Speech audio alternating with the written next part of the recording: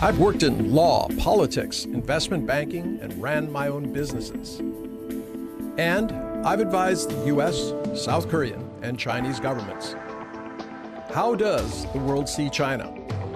How does China see the world?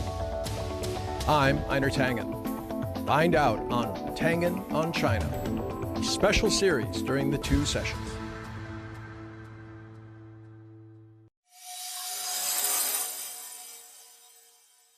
For 40 years, China has been blazing its own unique path as a socialist market economy.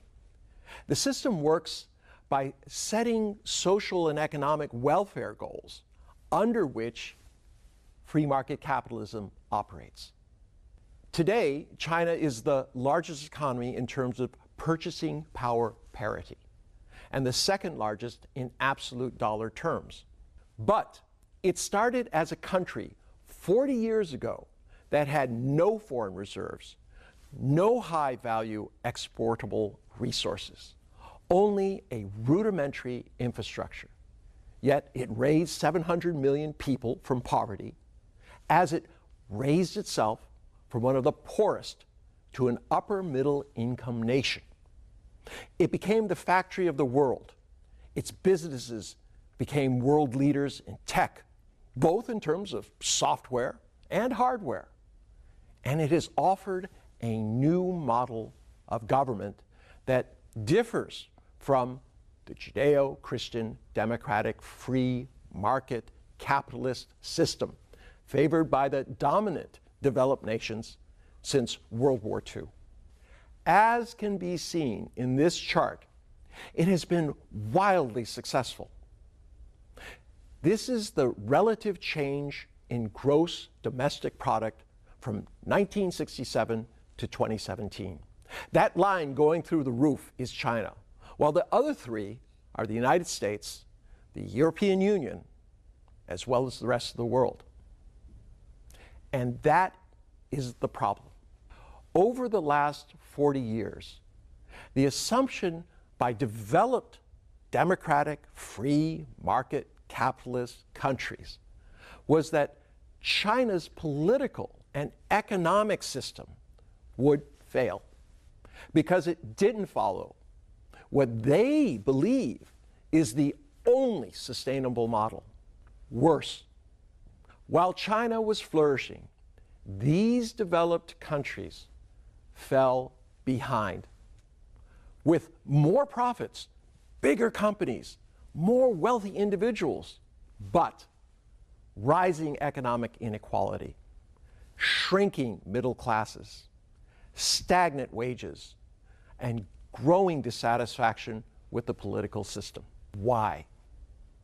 Western-style democratic governments allow voters to change governments and leaders, an important pressure relief mechanism that allows new ideas and leaders to work within the same governance structure. But when entrenched interests write the checks to those who make the rules, where people vote for their personal interests rather than balancing them against the needs of society, changing governments hasn't changed the reality for the majority. Instead, voters have been left to choose between competing populists who insist they can solve structural problems that were years in the making with a few slogans, some policies and expenditures. Unfortunately, when time and circumstances prevent meaningful change, it creates a political seesaw of changing governments where one victorious party undoes whatever the previous one did. In China, there's only one ruling party, and it alone is responsible for governance. While individuals can succeed or fail, the collective cannot, which is why so much time, resources are spent discussing and planning. Put simply, they don't have a choice. The spotlight and pressure to move the society and the economy rests solely on them. What does this mean for China? China will continue to use its pragmatic socialist planning approach to governance because it has been successful. But as threats from developed countries continue, it will try to concentrate on its own region and depend more on its domestic capabilities. What does this mean for the rest of the world? That will depend on how you and your country sees China, for what it is or for an existential threat.